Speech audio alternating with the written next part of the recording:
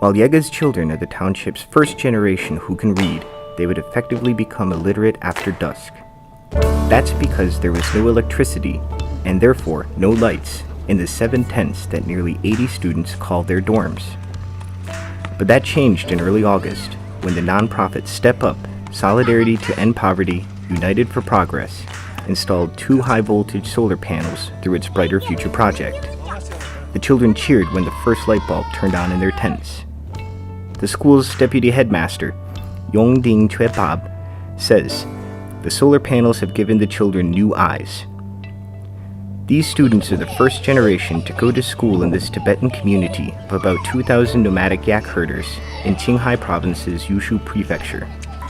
More than half the heads of nomadic households surveyed by the World Bank can't read and have never attended school. But 2/3 of those with solar panels can.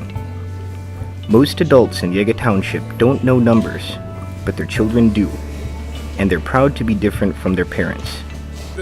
Deputy headmaster and math teacher of Yege's primary school, Yongdingquepab, holds up a 100 yuan bill and explains, "If I show this to the parents," he says, "they won't know how much it is.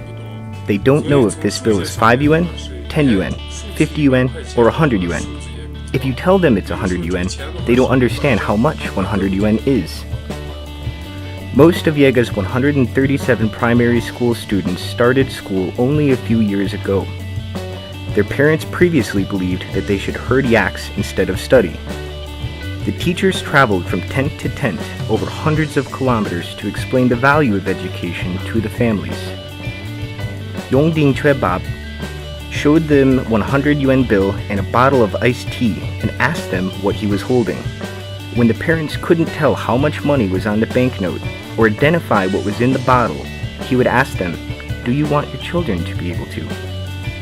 But the children know more than just numbers. They can also read, write, and speak Tibetan, Chinese, and even some English. The lack of electricity is a culprit of Qinghai's 10.2% illiteracy rate, the country's highest after the Tibet Autonomous Region, according to the 2010 census. Yege, where only 5% of households have electricity, is too remote to connect to the fossil fuel power grid. Winter temperatures reach negative 25 degrees Celsius, and the barren soil can't produce anything but ankle-high grass to feed the yaks, the dairy of which, in turn, feeds the nomads. Many locals have never tasted fruits or vegetables. There are few prospects for Yege's uneducated adults to overcome the poverty exacerbated by these harsh natural conditions. The average annual income hovers around 2,000 yuan, and many earn as little as 300 yuan a year. Those with few or no yaks, like Raksima, struggle most. The 79-year-old says that since she's paralyzed, she couldn't get out of bed to get a blade to end the burden she believes she puts on her family. She needs help to even go to the bathroom. So Raksima tried opening her wrists with her teeth, she explains, pulling back a sleeve to reveal an arm covered with bite marks. Raksima says the family doesn't have enough money or food, and what they do have should go to Yongdingquepab, the 7-year-old orphan her widowed daughter Lamo took in. Raksima believes the pressure is too much for the 48-year-old Lamo. The only work Lamo can find is collecting dung used for heating and cooking on the frosty Tibetan plateau. Raksima and Lamo have worn the same clothes for years, but the boy keeps growing out of his, and they say they don't have money to buy more. Step Up's Warm Hearts, Warm Kids program also provides clothes for children in Yege. The cost of clothes, food, and candles is too much for Lamo's neighbors, Tionang and Kyotso. They're in debt. But that's difficult for the husband and wife to understand, they say. Both were born with a mental disability that makes it impossible for them to count. Kyotso is the only family member who can work, and the only work she can find is herding others' yaks and collecting dung, which can't pay for their necessities. They're happy their 7-year-old daughter can get an education. If they can send her to university, they believe they could lead happier lives.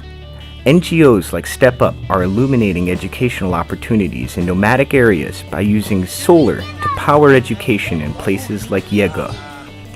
The 5,000 yuan panels provided by Step Up, a branch of low-income visionary education, enabled the children to study after sundown, watch TV and documentaries, and learn how to use computers.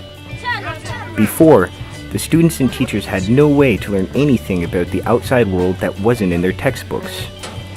As the first generation to go to school, the township's children believe they can realize dreams their parents couldn't imagine, to become teachers, doctors, and business people. As Step Up says in its Brighter Future program description, sometimes the light at the end of the dark tunnel of poverty might be the one children can read by after the sun goes down.